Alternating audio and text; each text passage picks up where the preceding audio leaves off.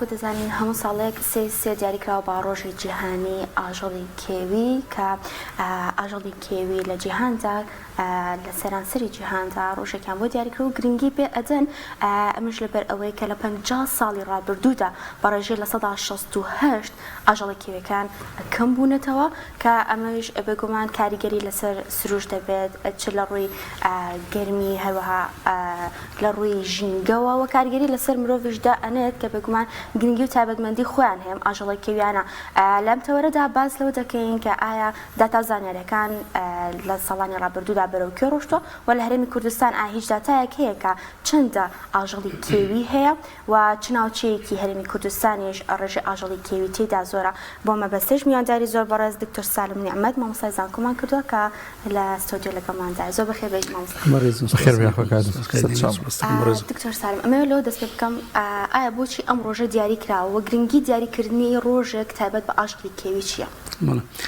سەرەتا بەینتان باش بەینی لە بینەران و بیسەرانی ئەم بەرنامەیەش باش عەفوان لە ڕاستیە مێژووەکەی کۆنا گەڕێتەوە بۆ ساڵی 1970 لە وڵاتی تایلەند یەکەم جار لە بانکۆک پایتەختی تایلەند ئەم ڕۆژە بەرز ڕاگیرە لەبەرەوەی لە ڕاستیە ئێمە ناوچەکانی ڕۆژهەڵاتی ئاسیا ئەکەونە لەسەر هێڵی کەمەرەی. هێڵی کەمەرەیش ناوچەیەکی لە ڕووی کەش و ئاوهەوا ناوچەیەکی زۆر گونجاوە، خاکەکی زۆر گونجاوە بۆ گەشەکردنی ڕۆک و ئەوانە. بۆیە لە ڕاستیە هەمیشە ئاژەڵە دەگمەنەکان لەو ناوچانە ئەبینرێت. لە ڕووی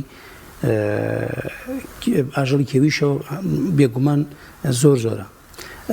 بۆیە لە ڕاستیە ئیتفاقەیەک هەیە پەیماننامەیەکی پێڵێن پەیماننامەی بازرگانی نێودەوڵەتی ئاژەڵی لە ڕووی ئاژەڵیەوە، یعنی ئەوە هەیە بەڕاستمیە. بەڵام ئەو کاتە مەترسی چی بوو؟ مەترسی ئەوە بوو لە سەریکە دەستیانە بردبوو هەموو ئاژەڵێک، ئاژەڵە دەگمەنەکانیش گرانبەهاکان و دەگمەنەکان. بۆیە لە ڕاستیە لە ساڵی 1970 لە وڵاتی تایلەند ئەو اتفاقیان کرد وردە ساڵ بە ساڵ پرەی پێسەررا کۆنفرانس و مؤتەمەرات و چالاکی ژینگی ئەوانە کردەوە بوارەوە هەتاوەکو ساڵی 2013 لە کۆنگرەی شانزەی وڵاتانی بازرگانی بە ئاژەڵە دەشتێکیەکان ئەنجام درا لە 3 بۆ 4 سیعی بۆمەوەی 11 ڕۆژ 2013 کۆمەڵی تۆسیاتیان کرد. لەو کۆمەڵە تۆسیاتانە ئەوە کرد کە مەسەن ئەم ڕۆژە بکەنە ڕۆژێکی جیهانی. بۆیە لە ڕاستی تۆسیەکانیان بەرز کردو بۆ نەتەوەی گرتوەکان و نەتەوەی گرتوەکانیشی لە خولی 68 مینیا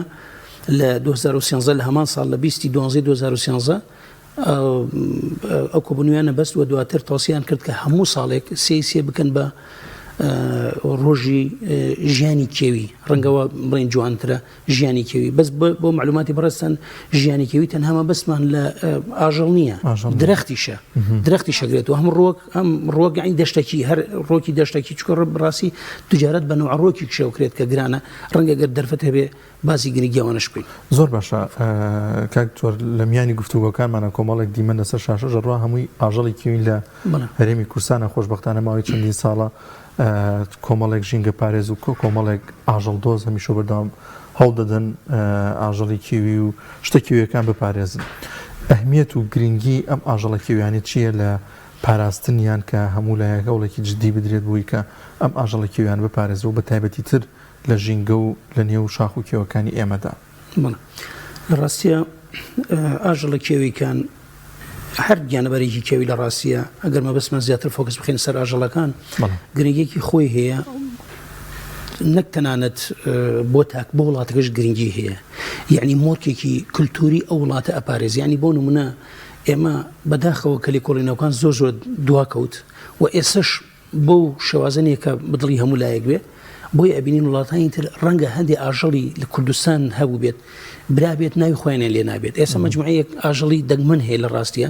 بۆ نمونە یەکێک لەوانە پڵنگ خۆی لە عالەمە هەر خۆی کەمە، یەکێک لە ئەو ئاژەڵانەی کە مەترسی ناوچوونیان هەیە. بەڵام خۆشبەختانە لە کوردستانە هەیە، هەرچەندە بەڕاستی ڕاوەکرێت و خۆی ئەو پڵنگە ئاژەڵێکی شەرمنە دەرناکەوێت زۆر حتا بەجووت و ئەوانش زۆر بەتاک دەرەکەون و با بڵێن زیادکردنیشیان زاوزیشیان زۆر کەمە وەرە ئەنجا لە پاڵەوەشەوە ڕاو بکرێن بۆی لە ڕاستیە ئەمە پاراستنی ئەمانە ئەگەر ئێمە زووتر پاراستنی ئەمانەمان بکرای ڕەنگە ئێساتر لە جیاتەوەی بڵێن پڵنگی فارسی مەسەلەن یان بەڕووی قەوقا ئێستا بەڕووی هەیە پێڵن بەڕووی قەوقازی هەل چەندی ساڵ لە کوردستانیشە ئەکرای ئەو کاتە ناوەکەی بۆ خۆمان گەڕایەوە چکە بەڕاستی لە سروشتی کوردستان هەیە ئەمە لە لایەکی تریشەوە بەڕاستی ئاژەڵی کێوی ئێستا بۆتە محمیی پێڵێن محمیی یانی سروشتی بۆتە داهاتێک بۆ وڵاتێک لە ڕاستیە بەڵام بەداخەوە ئێمە لە هەموو شتە ئامادەنی ئەزۆ باشە وەکو دەوترێت لە 50 ساڵی ڕابردوودا بە ڕێژی لە 1968